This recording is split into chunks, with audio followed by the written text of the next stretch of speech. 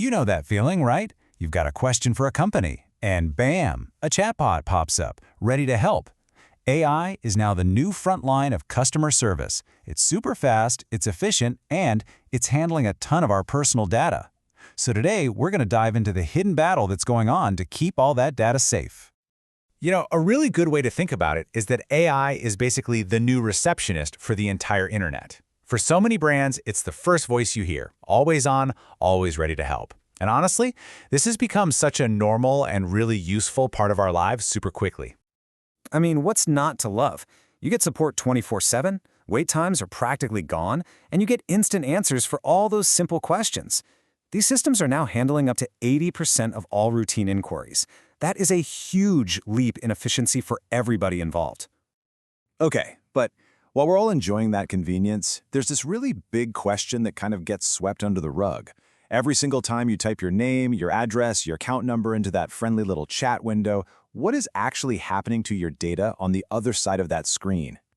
Well, this is where things get pretty serious. In just the last 2 years, security attacks targeting AI systems have shot up by 300%. No, that's not a typo. Attackers have figured out that these digital receptionists are just sitting on a goldmine of customer info, and they're getting really creative about how to break in. And the stakes here are just incredibly high. When these systems get breached, the financial hit is staggering. We're talking an average cost of $4.5 million for a company to clean up after just one of these AI-related breaches. That's the kind of thing that can tank a business and totally destroy customer trust. But here's the part that might be the most terrifying. These attacks aren't just expensive, they are sneaky. On average, it takes 287 days. That's more than 9 months for a company to even realize its AI has been compromised. Just think about that. An intruder could be in your system for almost a year before anyone even knows they're there. So, the takeaway here is that we are dealing with a totally new world of risk. These are not your grandpa's computer hacks. Attackers have come up with some really sophisticated, new ways to exploit the very thing that makes AI, well, AI. So let's break down the top 3 threats. First up, you've got data poisoning. This is where attackers secretly feed the AI bad information while it's learning, tricking it into making bad decisions or even leaking data later on. Second is model extraction. This is basically where criminals steal the AI's brain to figure out how it works and find its weak spots. And third, there's prompt injection. This is where a user gets clever and writes a command that tricks the AI into just ignoring its own safety rules.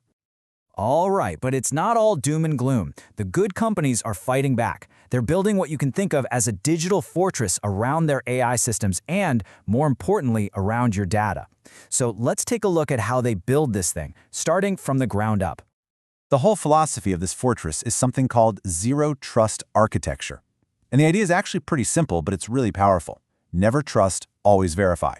It means nobody, not an employee, not a customer, nobody, gets access to anything until they prove exactly who they are every single time. No exceptions.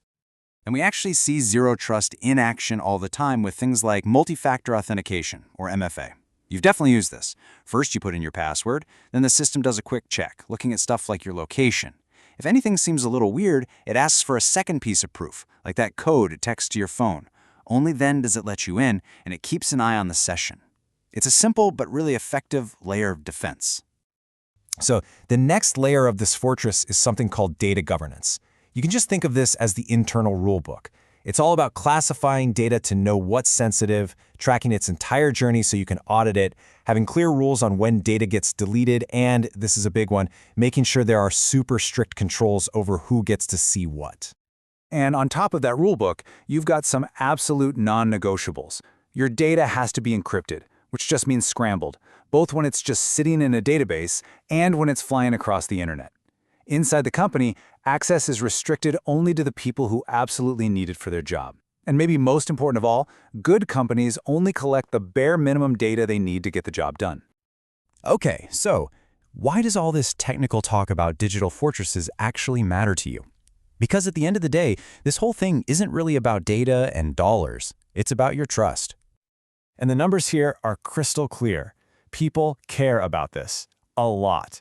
A huge majority, 73% of us, are actively worried about how AI is using our data, and 67% are demanding that companies just be open and honest about it.